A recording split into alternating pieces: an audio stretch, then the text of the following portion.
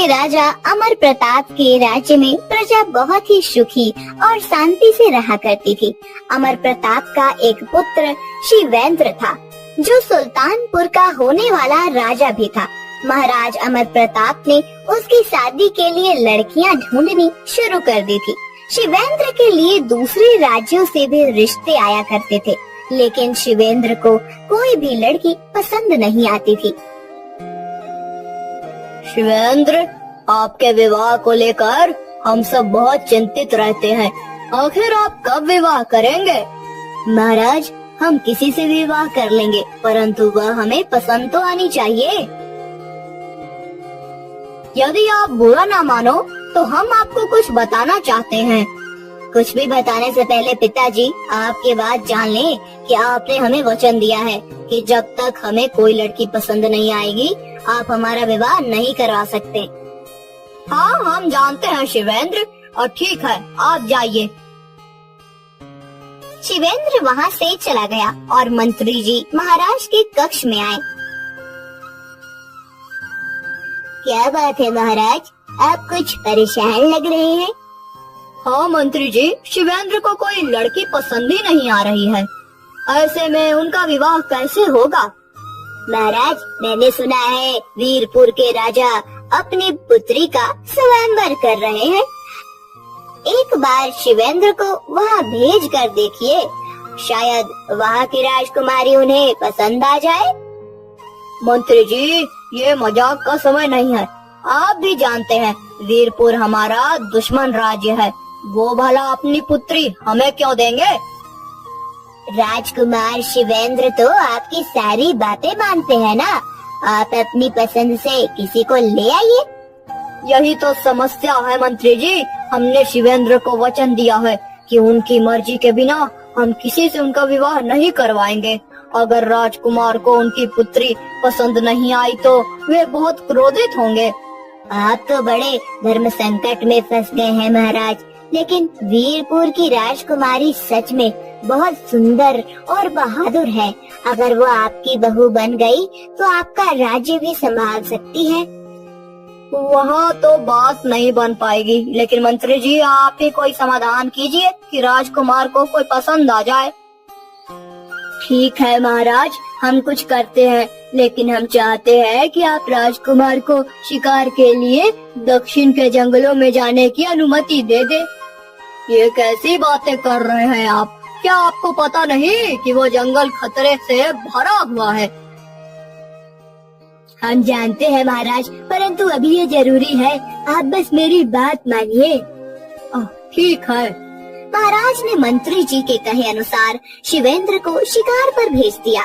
शिवेंद्र भी शिकार पर जाकर बहुत खुश थे। पता नहीं पिताजी कैसे मान गए इस बात के लिए। दक्षिण के जंगल सच में बहुत खूबसूरत हैं। शिवेंद्र जंगल में यहाँ वहाँ घूम रहे थे कि तभी उन्हें शेर की दहाड़ सुनाई दी और वो उस तरफ बढ़ गए। लगता है पहले दिन ही मुझे अच्छा शिकार मिल जाएगा। शिवेंद्र आवाज की दिशा में बढ़ते हुए जाने लगे और आवाज का पीछा करते करते वे झरने के पास पहुँचे। वहाँ का दृश्य देखकर उनके होश उड़ गए। उन्होंने देखा कि वहाँ पर एक लड़की शेर का शिकार कर चुकी थी और वह शेर के बिल्कुल पास खड़ी थी। ये देखकर शिवेंद्र उस लड़की पर मोहित हो गए और पास जाकर बोले, क्या तुमने इस शेर का शिकार किया है? हाँ, मैंने इस शेर को मारा है। तुम तो बहुत बहादुर हो। क्या नाम है तुम्हारा और कहाँ से आई हो? देखने से तो आप भी बहादुर लग रहे हैं। मेरा नाम प्रभा है और मैं वीरपुर की राजकुमारी हूँ। वीरपुर तो हमारा पड़ोसी राज्य है, लेकिन दुश्मन। चलो शिकार करने की प्रतियोगिता करते हैं। आप हार जाएंगे। देखते हैं। शिवेंद्र राजकुमारी प्रभा के साथ शिकार करने के लिए निकल गया। वो दोनों जंगल में काफी दिनों तक घूमते रहे और कुछ समय बाद शिवेंद्र को महल से बुलावा आ गया। हमें अपने राज्य वापस लौटना है, परंतु हम आपसे विवाह करना चाहते हैं। मेरे पिताजी ने स्वयंवर तक किया है और उसमें जो राजकुमार आएंगे उसमें से ही एक को चुनना है मुझे, और मैं उनकी बात नहीं टाल सकती। अगर मैंने उन्हें मना लिया तो जो आपकी इच्छा है वही मेरी भी। शिवेंद्र अपने महल वापस लौट आते हैं और अगले ही दिन फिर कहीं जाने के लिए निकल जाते हैं। आप कहाँ जा रहे हैं? हम वीरपुर की राजकुमारी से विवाह करना चाहते हैं पिताजी। क्या बात कर रहे हैं आप? वो तो हमारे दुश्मन है।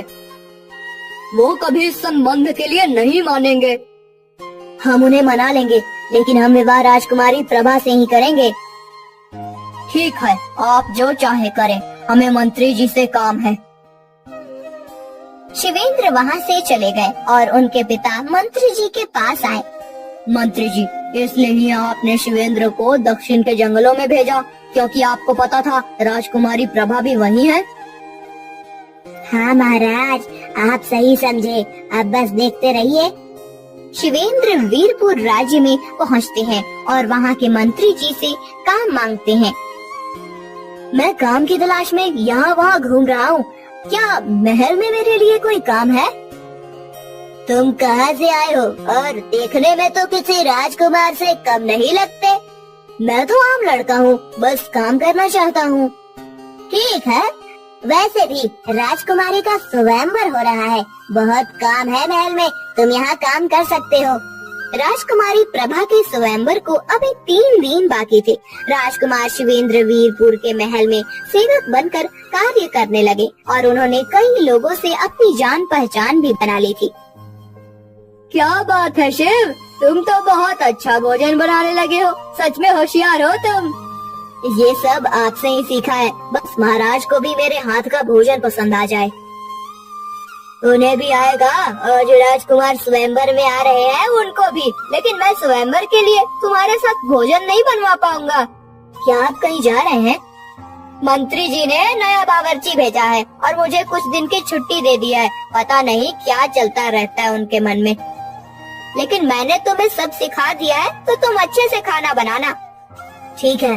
स्वयंवर का दिन भी आ गया और मुख्य बावर्ची की जगह आज कोई दूसरा बावर्ची आ चुका था। नया बावर्ची दिखने में बहुत ही शातिर लग रहा था और आते ही वह शिवेंद्र पर चिल्लाने भी लगा। ये सब क्या है? अब तुम्हें फल काटने भी नहीं आते? जाओ यहाँ से, मैं सब कुछ अकेला ही कर लूंगा। शिवेंद्र को उसका व्यवहार कुछ ठीक नहीं लगा। वह बाहर आ गया और राजकुमारी के कमरे में पहुँचा। राजकुमारी प्रभा, आप यहाँ पर इतने दिन से हैं, लेकिन अभी तक कुछ नहीं कर पाए हैं। पिताजी के लिए मुझे किसी न किसी को आज चुनना ही होगा। आप चिंता न करें प्रभा, सब ठीक होगा। शिवेंद्र वहाँ से निकल गया। तभी उसे किसी ने एक दीवार के पास खींचा। वहाँ पर कोई खड़ा था। थोड़ी देर बाद शिवेंद्र वहाँ से बाहर निकल आया और दरबार में पहुँचा। दरबार में सारे राजकुमार इकट्ठे हो चुके थे। आप सभी राजकुमारों का यहाँ स्वागत है।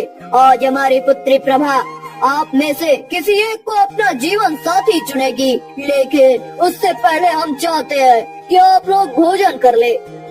सभी राजकुमार भोजन करने बैठ गए और भोजन के बाद जब स्वयंवर शुरू हुआ, तभी दरबार में एक लड़का भागते हुए आया और बोला, महाराज, राज्य में एक बहुत ही सिद्ध महात्मा आए हैं और वे कह रहे हैं कि इस मुहूर्त में राजकुमारी ने किसी राजकुमार के गले में वरमाला डाली तो वह मारा जाएगा। ये बात सुनकर वहाँ मौजूद सभी राजकुमारों ने अपने कदम पीछे खींच लिए। महाराज और राजकुमारी प्रभा भी इस बात को सुनकर अचंभे में थी। कौन से महात्मा जी ऐसा कह रहे हैं? आप उन्हें बुलवाइए। महाराज, उन्हें बुलाने की जरूरत नहीं है, मैं उनका शिष्य हूँ, मैं सब जानता हूँ। तुमने तो ऐसा कुछ नहीं बताया था, अचानक से तुम्हारे गुरुजी कहाँ से आ गए? जी, मैं वो आपको बताना भूल गया था, लेकिन महाराज, मेरे गुरुजी जो कहते हैं वो बिल्कुल सही होता है और मैं भी उनका शिष्य ही हूँ, तो मैं भी उस विद्या को जानता हूँ जिससे मेरे गुरुजी सब कुछ बता सकते हैं। ऐसे भी कहीं होता है क्या? अगर तुम कुछ जानते हो तो कुछ बताओ। हाँ, हमें भी बताओ, तुम क्या जानते हो? शिवेंद्र ने आंखें बंद की और नाटक करते हुए बोला, महाराज, मैं देख रहा हूँ कि आपके मंत्री जी ने राजकुमारों को मारने के लिए जहर वाला भोजन बनवाया है। ये क्या कह रहे हो तुम? हाँ, राजकुमार तो भोजन कर चुके हैं, ये तो अभी तक जीवित है। और तुम मंत्री जी पर कैसे इल्जाम लगा रहे हो? महाराज, मुझे तो ये दुश्मन राज्य का भेजा हुआ कोई गुप्तचर लगता है। हो सकता है ये राजकुमारी का स्वयंवर बिगाड़ना चाहता हो। नहीं महाराज, मैं सच कह रहा हूँ, और यदि आपको यकीन न हो तो आप नए बावर्ची को बुलाकर पूछ सकते हैं। ये क्या कह रहे हो तुम? अगर मरना ही होता तो भोजन खाकर ही मर जाते। उस बावर्ची को बुलाने की क्या जरूरत है? नए बावर्ची को बुलाया जाए। महाराज के आदेश पर उस नए बावर्ची को बुलाया गया और शिवेंद्र ने उससे पूछा, अगर तुमने आज सच नहीं बोला तो तुम्हारे बेटे को यही भोजन भेज दिया जाएगा जो तुमने बनाया है। नहीं, ऐसा नहीं करना। हाँ, मुझे मंत्री जी ने कहा था कि मैं जहर मिला दूं इन सभी राजकुमारों के खाने में। क्या ये सच है मंत्री जी? महाराज, अगर ये सच होता तो ये राजकुमार जीवित कैसे है? आखिर ये सब क्या चल रहा है? शिव, तुम बताओ, ये सब जीवित कैसे है? महाराज, मैंने नया भोजन बनवाया है, पुराना भोजन तो मैंने फिकवा दिया है। महाराज सोच रहे थे कि तभी उनके राज्य का एक गुप्तचर वहां पहुंचा और महाराज को कुछ बताया। उसके जाने के बाद महाराज ने सैनिकों को आदेश दिया, सैनिकों, इस वक्त मंत्री जी को कैद करो। लेकिन महाराज, मैंने क्या किया? तुमने हमारे साथ गद्दारी की है। तुमने इन राजकुमारों को मारने का प्रयास किया जिससे इनके राज्य हम पर हमला करे। वो तो भला हो शिव का, जो इसने हमें सब कुछ पहले ही बता दिया। पहले ही बता दिया? हाँ, उस दिन शिव हमारे पास आया और बोला, महाराज, आपके महल में बहुत बड़ा षड्यंत्र रचा जा रहा है। आपके मंत्रियों ने ही आपके खिलाफ जाल बिछाया है। तुम ये सब कैसे जानते हो? मैं सब जानता हूँ। बस कल आप पहले भोजन करने का आदेश दे राजकुमारों को। महाराज की बात सुनकर मंत्री जी अपने दांत पीसते हुए बोले, हो ना हो, ये शिव भी कोई जासूस है, वरना मेरी योजना पर कोई इतना आसानी से पानी नहीं फेर सकता। अब इसका पता तो कैद खाने में लगाना। महाराज ने मंत्री जी को सजा सुना दी और स्वयंवर भी रोक दिया। पिताजी, आपने स्वयंवर क्यों रोक दिया? क्या आप नहीं चाहते मैं किसी को चुनूं? हम चाहते हैं हमारा राज्य अब शिव को मिले। तुम इसे ही अपना वर चुन लो। पिताजी, क्या आप जानते हैं कि ये कौन है? ये भले ही आम लड़का है, लेकिन ये बहुत ही होशियार है और राजा बनने का लायक भी है। नहीं पिताजी, ये राजकुमार शिवेंद्र हैं, सुल्तानपुर के राजकुमार, हमारे दुश्मन। क्या? लेकिन इन्होंने हमारी रक्षा की है। हम इस सारी दुश्मनी भुलाकर इनसे रिश्ता जोड़ना चाहते हैं।